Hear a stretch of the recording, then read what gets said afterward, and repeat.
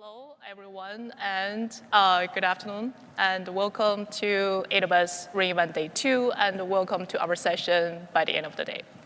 So before we officially kick it off, and I want to start with a kind of quick, easy warm-up question. So in the year of 2025, any of you has not heard of or used the web coding, coding agent, or coding assistant? Please raise your hand. Okay, great. The same thing in the year of 2025, any of you has not heard of or used any of the agent, either for your personal life or at your work. Maybe just booking your entire trip or generate your PowerPoint slide for your presentation tomorrow morning. Please just quickly show your hand. Okay, great. Not that many, so everyone is in the right session. Building autonomous AI at scale with Amazon Bedrock. So my name is Stephanie. I work at AWS Worldwide Bedrock Go-to-Market team, and joining me today are our Bedrock Service PM, Sean, and also our customer, Kay, the co-founder and the CTO from Genspark. In the rest, roughly about 60 minutes, we're going to cover 7 major topics. First, understanding the autonomous AI landscape from 2024 to 2025. And why it matters. And then understanding and identifying the 4 key reasons why prototype to the production fail. And then diving into performance, cost optimization, reliability and scalability, security, and guardrails. And by the end, we'll hear from the real-world example from Genspark.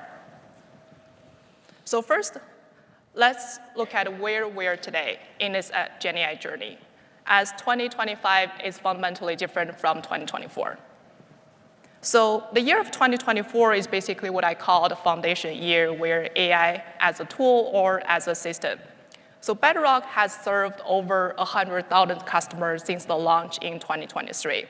And here are some of the top use cases that define the trend of 2024. The first one is the content generation, from a piece of the internal the document to the external facing, the email or the blog post. But please notice that it's always AI suggested, brainstormed, and drafted, but human edited, decided, and approved. The second one is the customer support. We have seen the huge adoption of the customer support, from the first line query handling the FAQ to the ticket routing. But it always requires a clear escalation path and handoffs to the human agent. The third one is the data analysis, where basically we leverage the GenAI for the automated insights, anomaly detection, and pattern recognition. But again, AI identifies the patterns, but human decides what they mean and what actions to take. Number 4, the search enhancement. The search enhancement improved the user experience for the enterprise applications, from the semantic search and the smarter ranking algorithm. But fundamentally, it's the improvement of the existing system. So let's look at what are some of the common patterns of these top use cases. Number 1 is human in the loop.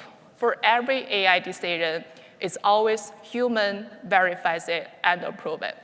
Second, request and response mode. Each interaction is basically discrete and stateless. And your system does not have the background or the knowledge across the prior sessions. The third, the single task focus, where your AI, your AI tool is hyper-specialized. You have this tool for your customer sentiment analysis, another tool for the image generation, and they operated in the silos. Last but not least, the supervised execution. That's where the fundamental limitation is. They limited autonomous initiative. So overall, it's reactive, not proactive. Now let's look at what's happening in 2025. The 2025, basically, AI stopped being a tool and become a coworker. And here are 3 distinct trends that define this transformation in 2025. The trend number 1, we evolved from a single format content gen to a unified multi-modal content creation workflow. So in 2024, you probably still need like 3 different models, the tools and the platforms, for your text, image, and video generation, and there's still no guarantee of the consistent branding across all the formats. Well, in 2025, a single agent can execute the entire creation workflow with the consistent branding across all the formats. So let's take this, the global marketing campaign as an example, where you have your agent, not the human creative director, but the AI agent, creates the video spots and generates the social media imagery which matches your video perfectly, and writes the marketing copy with the consistent brand voice across all the content formats. And by the end, it adapted everything into 12 additional regional markets with the different languages and different contexts, cultural contexts. So what is different and critical here? Your AI agent understands the context across all the formats. And trend number 2, we evolved from the reactive RAG, the retrieval augmented generation, to the agentic knowledge system in 2025. So basically, the RAG in 2024 is fundamentally passive, where you ask a question, your system retrieve the relevant document from the knowledge base and synthesize the insights and get back to you. It's useful, yes, but it's reactive. Well, in 2025, the agentic RAG is able to monitor the information sources proactively and synthesize the insights across the domains and predicts the patterns and proactively send the relevant information to the key stakeholders. So let's take this legal research assistant example. Your legal research agent basically proactively monitors all the law cases changes and synthesize all the insights across the different law domains, and also flag any of the potential precedent conflicts even before you're aware, and also generate the legal arguments with all the citations. So what is different and critical here is it continuously building your knowledge graph and predict what's the additional information needed and prep for the research proactively. Let's look at trend number 3, where we evolved from this we call conversational interface to the fully autonomous workflow execution. So basically, the chatbot in 2024 manages the script conversation within the certain boundaries. It's great for the customer support and it's great for the FAQ, but it's inadequate for the complex and multi-step problems. In 2025, the autonomous agent is able to execute the entire workflow, coordinates across multiple backend systems, and make decisions based on your organizational policy and own the result end to end. So let's take the most popular, the customer service agent as an example. Now, when your customer calls in for a complex problem, your agent is able to coordinate with your inventory system to locate the right product and interfaces with your shipping system to basically manage and order the delivery, and communicates with your billing system for any of the charge and refund as needed, and by the end, proactively communicates to your customer for each step. So everything is proactive, not reactive. And here comes to the next question. So what is driving this transformation? We say the evolution from the AI as tool to AI as coworker. This is not philosophical, it's definitely technical. And the foundation model's capability improved across the multiple key aspects, enable everything we just discussed. And here are some of the examples. The number 1, the context window exploded from the early days, from only 32K and then to 100K, and now it's up to 200K and 1 million and even more. So what is the difference here is basically from analyzing one chapter of your legal document to process the entire 500 pages of your contract without losing any of the details. The second one is the planning capability. Now the models gain the autonomous planning capability where they can automatically decompose any of the complex goals into the actionable subtask independently. The third one is the tool integration, where the tool integration evolved from the prior the fixed and hard-coded API to more dynamic, context-aware tool search and selection.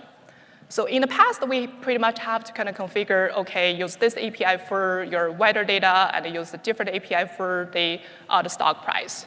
But now the models can dynamically discover which tools are available and reason what are the best combinations to solve these problems most effectively, and orchestrate this tool chain without pre-programming of any possible combinations.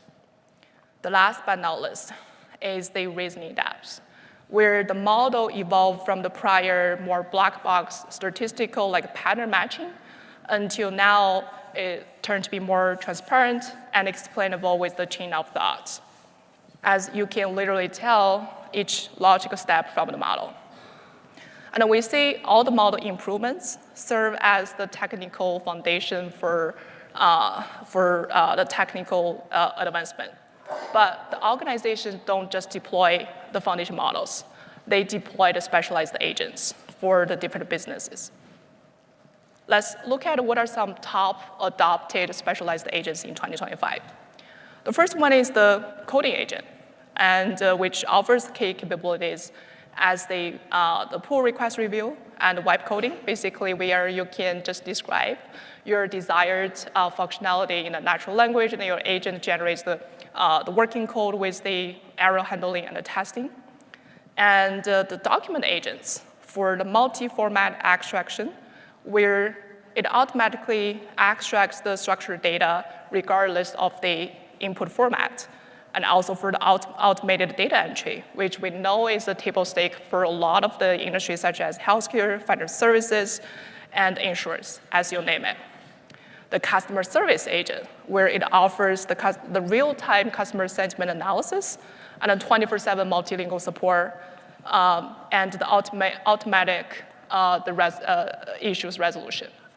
The last but not least, the sales and the marketing agent, where it conducts the A/B testing at scale and also offers hyper-personalization and the predictive analytics. So all the specialized agents are great, as they are optimized for the specific domain, but they cannot work across the different domains. That's where the general purpose agent become essential. Or if you have heard about different name, as super agent. So what is super agent? So fundamentally, super agent is the orchestration layer sitting on top of the specialized agents. And here are a couple of the core capabilities where the super agent brought in. So the first one is the multi-agent orchestration, where the super agents coordinates across multiple specialized agents to solve the complex and cross-domain problems. And each specialized agent does their own part of the work, while the super agents ensures they all work in harmony with the proper sequencing and not in the silos. The second one is the unified context management, where the super agents shares your knowledge state across all the coordinated specialized agents to make sure there's no information loss during the handoffs between the specialized agents. And the third, task planning and dedication, where the super agents does the intelligent routing of the subtasks across the appropriate specialized agents. Last but not least, the conflict resolution and decision arbitrage. Well, sometimes your specialized agents might disagree with each other and generate the conflicting recommendations. That's where the super agent arbitrates based on your organizational policy, the priority, hierarchy, and risk parameters. So if we want to kind of make this architecture more concrete, you can think of the super agent as your enterprise AI chief of staff, who manages like multiple different specialists, and one does the meeting scheduling, and there's another one works on the document prep, another one for the follow-up and task monitoring, and there's another one for the executive briefing. And they all work together. So, and we have pretty comprehensive review now for the autonomous AI landscape. We know autonomous AI is great and it's here, but the enterprises are still struggling. Let's hear from Sean why this happened and how to avoid it. Thanks, Stephanie. Yeah, so enterprises continue to struggle to bring agents to market. There's a few kind of core struggles that we see emerge. One is performance failures, which often stem from either wrong model choice or developing for a really narrow set of inputs that just don't capture the breadth of what you'd see at a production environment. We also see lots of cost overruns. Again, model selection plays a role here, as well as some of the prompting optimizations that you can put in place, whether they're there or not, can have a big impact. Reliability and scalability issues we often see when there's not enough done to optimize for failure modes, and there's no sort of robust error handling and no robust mechanisms for failover to other models should there be availability concerns. And lastly, we see privacy challenges. Enterprises need to be able to control the inputs and outputs. They need to be able to ensure that PII isn't leaking. They need to ensure that the model is behaving in a way that's compliant with the regulations that they face. So we'll start by tackling a few of the ways that you can address some of these issues. So first is we're going to talk a little bit about performance optimization. And when we're talking about performance in this specific context, I'm really referring to speed, which other named as latency, specifically time to first token, time to last token, and or end-to-end latency. And which latency is important to you just depends on your use case. Other aspect of this is intelligence. So is the model capable enough of handling the nuance that your use case has? Is it calling the right functions? And oftentimes what we see is that customers start their journey with sort of choosing a model before even assessing the use case and the match for the model. And so one of the big important things you can do to optimize your performance is select a model based on the use case, not based on the model itself and any sort of acclaim or brand recognition that's around it. So the guidance is you want to start small and then sort of work your way up as needed. Most customers will actually find that a smaller model than what they're using is perfectly sufficient for their use case. So if you think of something like a summarization use case, which might be used within an agentic workflow, you can go with a very, very small model, which is going to save you costs, it's going to save you latency.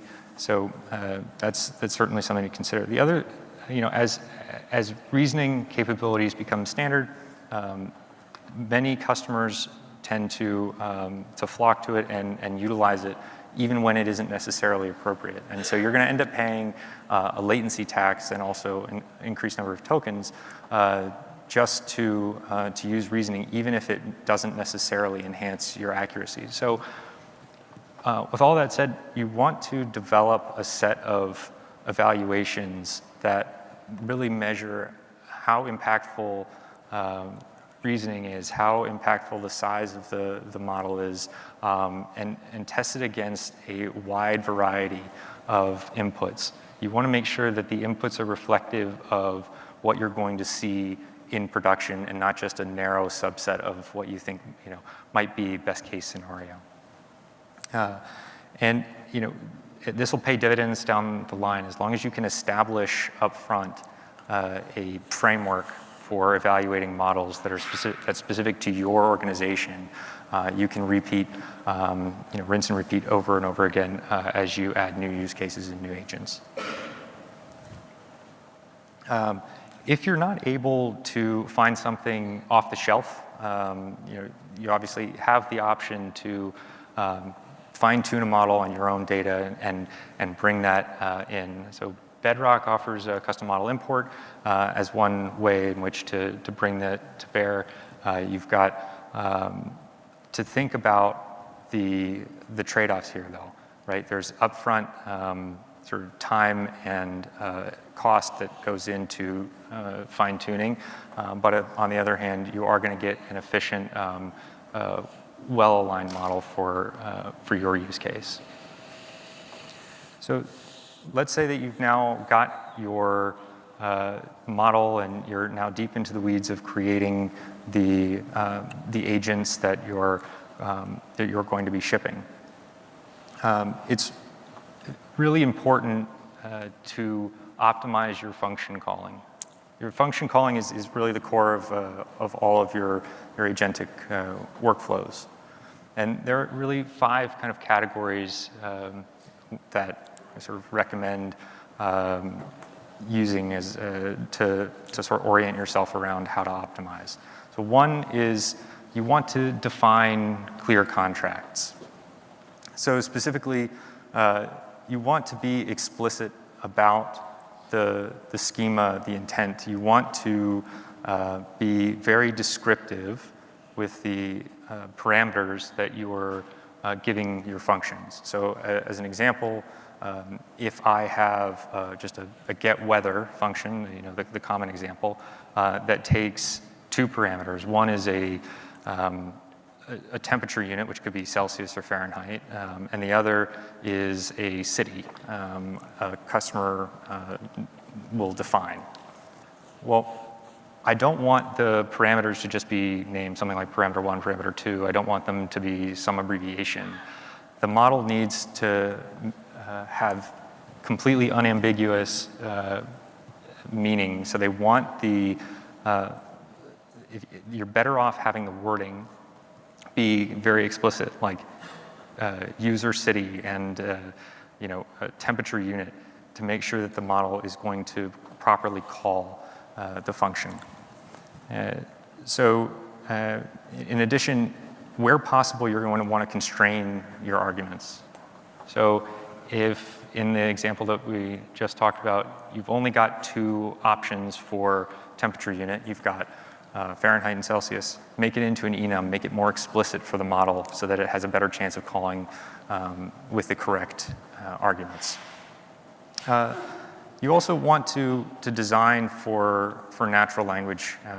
You want to align the names of the functions with the customer intent. So let's say that I have a customer that wants to summarize emails. That's an agent use case that I'm working on. Well, I want to have the function name be something like summarize emails. I don't want it to be reflective of maybe an existing back-end system that orchestrates across multiple functions, like something like stream messages and summarize content. I don't want to have functions that are not semantically similar to what the query is that the customer is sending in. So the other factor here is you want to have a single, wherever possible, a single function orchestrating on behalf of the model, rather than have the model do all the orchestration of many sort of individual micro functions. Again, reducing the ambiguity, reducing the chance for error.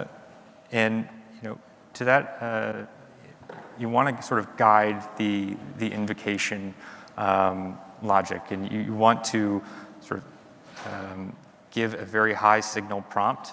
The high signal prompt should be guiding when exactly, what are the very narrow parameters under which you want to call a function. That's going to improve your odds of calling the function and making sure that it's called with the right parameters as well. Additionally, you want to optimize context. And what we mean by that is you want to keep just the bare minimum context that you need in order to actually execute on the task at hand. So lastly, you want to instrument everything. You want to make sure that you are logging your function calls, that you're logging the parameters, the failures, the corrective actions that the model might have taken. You want to use all of that to inform how you might tweak your prompts in the future to deliver a better experience in the long run. So beyond sort of just the function calling, there's more generally some optimizations that you can make around context management that are going to help you with latency, they're going to help you with cost. So one of the key strategies that you can use is compression. So oftentimes you don't need all of, or at least you don't need the entirety of the prompts that came before in previous turns. You can compress them, you can summarize them, you can strip out maybe just unnecessary portions of the context, like verbose language that's in the prompt. These kinds of optimizations are going to save you on tokens, which means that you're going to have fewer tokens that need to be processed before your output is going to start to generate. You're going to, which is faster time to first token. You're going to have lower cost because fewer tokens, lower cost. You're also going to reduce the chances that stale context is going to sort of misdirect the model to call the wrong function. Sort of another strategy you can use is sort of prioritizing context. So, think of it as you can look at it over time. Some context is going to get stale. You can just remove that context and call without the context from n many turns ago. You can. There are multiple libraries that help with sort of prioritization and summarization.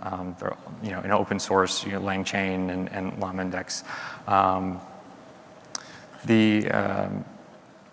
You can also focus a little bit on dynamically budgeting your prompts. And so using the token counting APIs, you can call in as you're structuring your prompts to check sort of where you are in the overall context window and start adjusting based on that.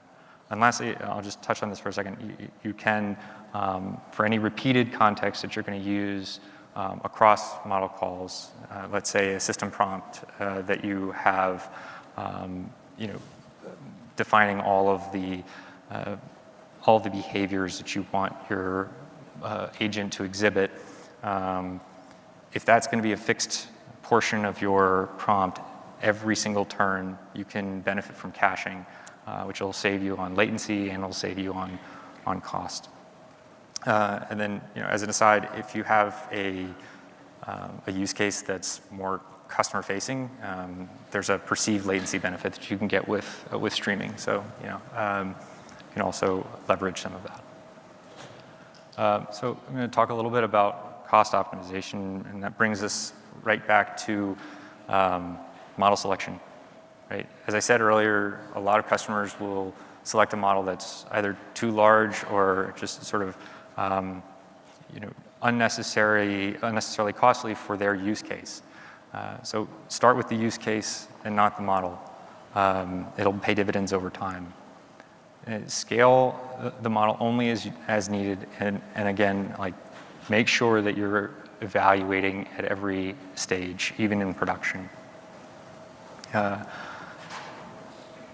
The other sort of side of this is you can trade off your latency to get some cost savings. So if you have a less latency sensitive use case, there are different tiers, and I'll let Stephanie talk a little bit more about this in a few minutes, but there are different tiers like Flex tier that would give you some savings as long as you're willing to trade off on the cost, or on the latency, excuse me.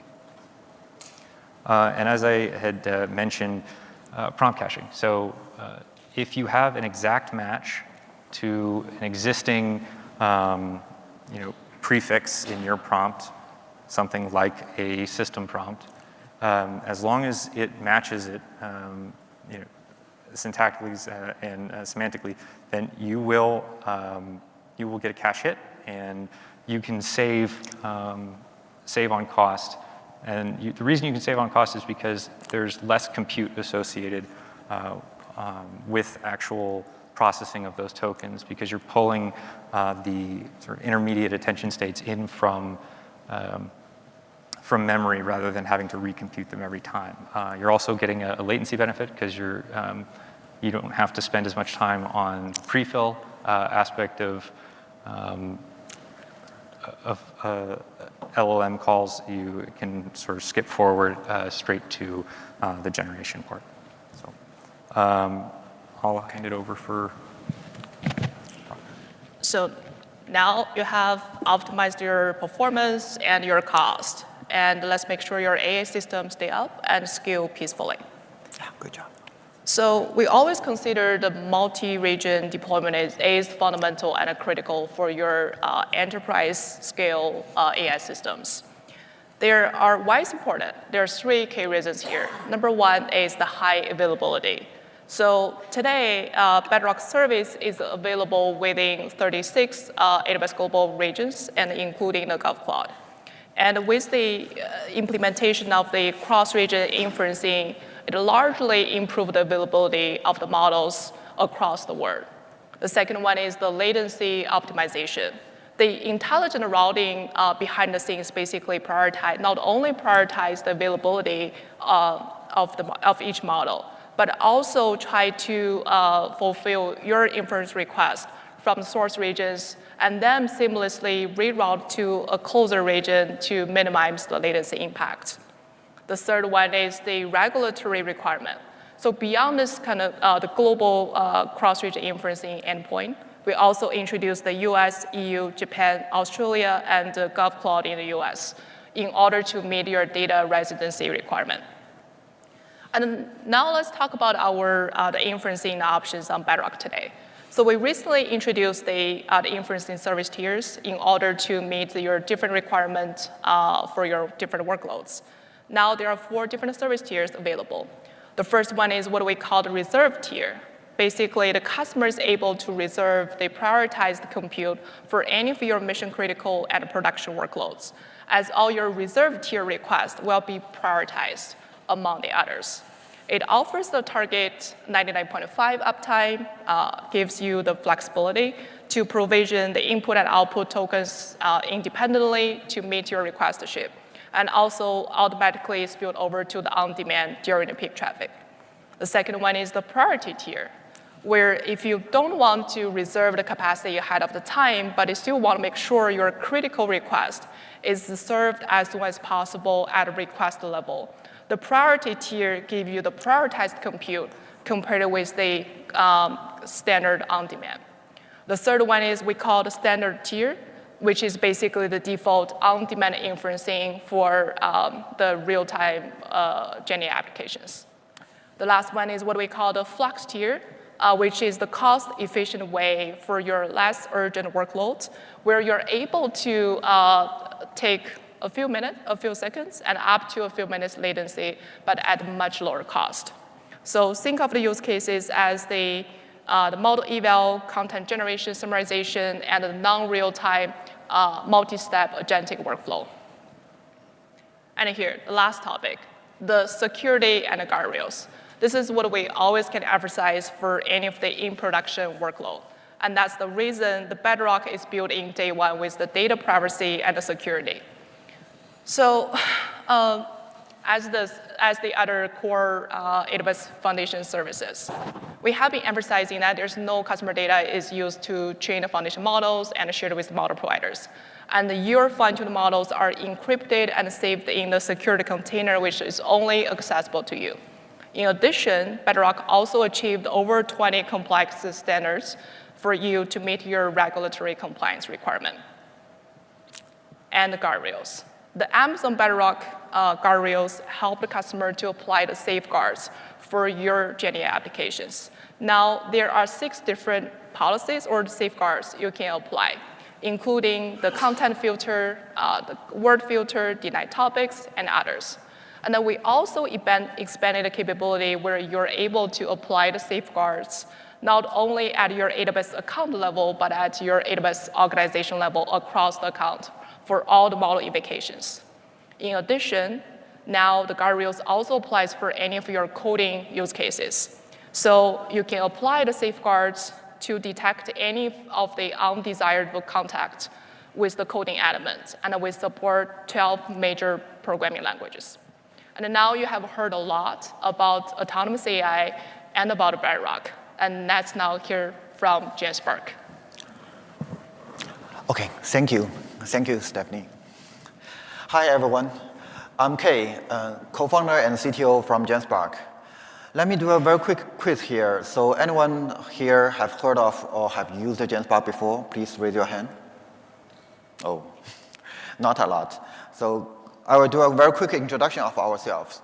Genspark was founded in 2023, November, and we launched our super agent suite this April. And after launching our super agent, we actually received tremendous user feedback. We reached a $50 million ARR in the end of September, and we are actually recognized by the Forbes BVP and also entered the OpenAI Trillion Token Club. Last month, we announced our second round, B round of funding, which is $275 million led by emergence capital. The key insight here of this journey is that the world is actually ready for a truly autonomous AI agent, and Genspark is the real life proof. And we are very proud of reaching this milestone for us, the 50 million ARR in 5 months, and also 1.2 billion valuation in 20 months. And we thanks a lot for all the users loves and use Genspark. And for Genspark, our mission is very simple. We want to enable the 3-day work week for more than 1 billion knowledge workers, and we are working very hard on it. This is our launch calendar. During the past 6 months, we actually launched more than 19 products, almost one new product every week. We work very hard, and everything is almost done by AI agent and also the AI coding tools. So more than 80% of our tool is written by AI tools. So as a software engineer, I'm super excited to bring the cursor or cloud code-like experience for software engineer to regular white-collar workers. That's what Genspark is doing. Last month, Genspark is launching our AI workspace. For Genspark AI workspace, it is composed of 3 components. One is the collecting information. The center is the processing information. The end is the generate outputs. Let's talk about it one by one. For collecting information, Genspark can collect information from both digital world and the physical world. From physical world, Genspark have the feature like AI meeting notes and Call for Me. It can gather information from the physical world. And also, for the digital world, it will collect data from the public data source and also your private data through your AI inbox or AI Teams. For the output, Genspark implement a set of sub-agents, which is specified in different kind of output. For example, AI slides, AI sheets, and AI documents, the standard Office suite. And also the AI developer, AI designer, the standard AI employee set that you can use in Genspark. In the center of it is the Genspark super agent. It will coordinate and organize all the sub-agent and all the Genspark features together to help user finish their work end to end. Let's see it in action. Imagine I'm in the apparel business. So this is my order database in Supabase. It has more than 50,000 orders in this database. For every order, it has the time, all the detailed information, category, and so on. Now, we can use Genspark to actually analyze it. Let's first start with a very simple analysis. This is Genspark Super Agent. I will ask, what was the sales share by subcategory in October 2025? Yeah, when you input that, let's see it's in action. Genspark will use the MCP call to connect to the Supabase and issuing a SQL query to it. And this is the AI sheet output. You can see it's totally compatible to Microsoft Excel. And it will generate the table and the chat compatible with Microsoft, with all the right Microsoft format and also right formula. And let's try a more complicated example. This is another one. I will ask a more complicated one. For each sales channel, identify the categories and the SKUs which are the top performers, defined by the growth rate comparing 2024 to 2025. For this more complicated one, Genspark will issue more MCP calls, doing all kinds of computation, writing all the formulas, writing the Excel format, writing the Excel canvas, and this is the result. For every sub-channel or categories, we have the top performers. But data itself is not enough for action, right? So we can ask Genspark to give us the action plan of the analysis. We can ask Genspark to analyze the subcategory and product selection strategy by channel. After another round of analysis, you can see Genspark will create the sub-channel analysis, create a new tab of the spreadsheet, and we can have everything together. You can see for the mobile app, for the eBay channels, all the action recommendations, and also even the cross-channel strategic insight. The Excel is very good to communicate inside your team. You can directly send this Excel to your operation teams for the further action discussion. But you may not want to show it to your boss or to your clients directly. Now, Genspark all-in-one workspace actually come to rescue. So for Genspark, you can just ask it to create a 5-page channel strategic deck answering what to play and how to win. And Genspark will collect all the information together and using the AI slide sub-agent to generate a boardroom-ready deck for you. This is the deck generated. All the chat and all the graph is computed in Excel, and the character and the number will be absolutely right. And you can even have the implementation roadmap with it. Let's push it a little bit further. What if you don't want to present it by yourself? What if you cannot be here? Let's ask Genspark to generate audio with the slide. Using the voice your slides feature, Genspark will actually using the AI podcast capability to generate audio for each slide. Now let's hear the result. Welcome, everyone. So this is our executive briefing on channel strategy. We've focused on two fundamental questions, right? Where to play and how to win. So let's start with where to play. Our performance analysis, it reveals a really compelling story.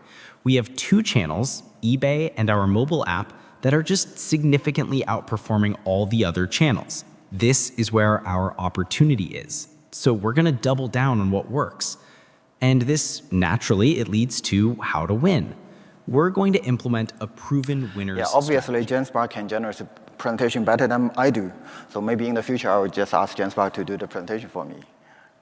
Let's come to the technology part. the design principle behind the Genspark AI agent architecture. We have the principle to be less control and more tools. Let's talk this one by one. For less control, we are actually fully embrace the agentic engine. We actually convert from the traditional rigid workflow to the adaptive agents. That's very important for us because the traditional RAG-based search actually use a kind of fixed workflow, and it's often break on edge cases. And by shifting to the agentic engine that plans, execute, and observe, and backtrack in real time, we observe much better result. And this, by using the agentic way, it is more robust to error because in the workflow, all the errors actually accumulate. And in the agents, all the errors are actually recoverable. And for another philosophy is more tools. We believe that we need to give the agent more tools. All the tools have network effect. And we have built more than 150 tools that can be composed like Linux pipe. One tool's output can be another tool's input. That's what we show. That's what we have just see in the demo. And all these tools have network effect because each new tool will create exponential combinations with the existing ones. Some of my friends are kind of fundamentalism. They believe that you only need to give the large language model one computer, one mouse, and one keyboard, and that's it, nothing more. But in Genspark, we don't really believe in this way. Because imagine there are two types of software engineer. One software engineer with only one brand new Mac, nothing else. Although they have, he or she have the internet connection, can people install everything. However, comparing to another software engineer who have the laptop pre-installed with all the work critical apps, and also with all the menus and all the documents with it, who will perform better? Obviously, the later one will have better efficiency. So that's what we believe in, more tools. Let's explain very quickly about Genspark agentic engine. The agentic engine have two components. One is the orchestration layer. You need to put everything together and make it work. Another one is the self-improvement layer. You need to make sure everything works better and better with the user are using it. So for Genspark, the top layer is the orchestration layer. We combined more than 30 plus AI models in a mixture of agent way, and more than 115 tool set and more than 20 data set curated in-house. Also, the bottom layer is the self-improving layer. The evaluation is the key. We're actually using the large language model as judge to evaluate all the agentic execution and attribute all the session reward to the single step. And this way, we can accumulate a lot of data feedback and a lot of learned experience. All these learned experience is internalized through reinforcement learning and prompt playbook. In that way, when the user are using Genspark more and more, the Genspark's performance is getting better and better. Let's quickly discuss a little bit about the mixture of agent architecture. So nowadays, in the agent working, some of the step is very demanding, is very hard. None of the frontier model can answer it very perfectly. However, you can actually ask this kind of demanding prompt or demanding questions in parallel to a bunch of frontier models. And you can record all the models' output and also the thinking trees of them. Then in the aggregation layer, you can have an aggregator model to combine everything together, read through all the output and the thinking process to synthetic a better result. By this way, we discovered that we can reduce the hallucination by a lot and achieving much better final result. And also talk a little bit about AWS infrastructure. In Genspark, our image studio use a lot of GPUs. And by using AWS Elastic infrastructure, we can save our cost by 70%, and also can scale very easily. When we are vibe growth in the Japanese market. Also, Amazon Bedrock is also very key to our agent infrastructure.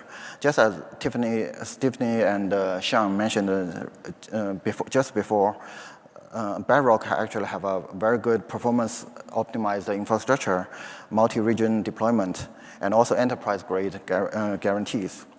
Also, Bedrock have very good prompt caching optimization for Genspark.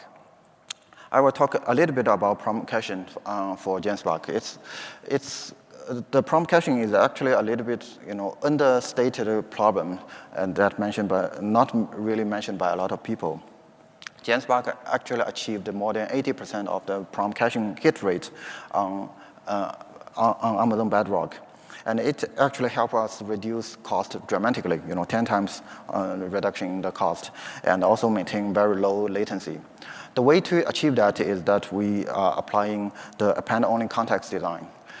So just as showed in the right graph, each time, no matter it is a tool calling or a user input, we always append the context to the bottom of the context window. So this will guarantee we have a kind of stable context prefix. But what if the task is too complicated and it actually uses up all the context window? You can use two ways to fix that. One is the context compacting, and another one is the context isolation. So for context compacting, it actually triggered in a more like garbage collection type of way. When you are use up, for example, 70% or 80% of your context window, you can trigger one round of context compacting. It will, summarize all the important information, compress large output, and offload them to the file system, and also maintain the critical decision and the session goals. By this way, you can free up a lot of your context window, by using the context compacting technique. Another way is using the context isolation. Just as you see in the previous demo, Genspark super agent actually using the AI spreadsheet and AI slides as sub-agent. So all these sub-agent is taking care of all the context detail about how to operate on a slide, how to write a formula in the spreadsheet. All these contexts will not pollute the lead agent, and the lead agent will just orchestrate what to do of the sub-agent. Finally, we also thanks AWS a lot for all the startup program, and it helped a lot for Genspark. So this is what the short summary of my part. We talked about the less control, more tool. It's the design principle of Genspark super agent, the Genspark agentic engine, the orchestration layer, and the self-improving layer, and also the mixture of agent architecture and the prompt caching and the context engineering techniques. Yeah, that's all for my part, and please feel free to try Genspark in genspark.ai. Thank you. Thanks.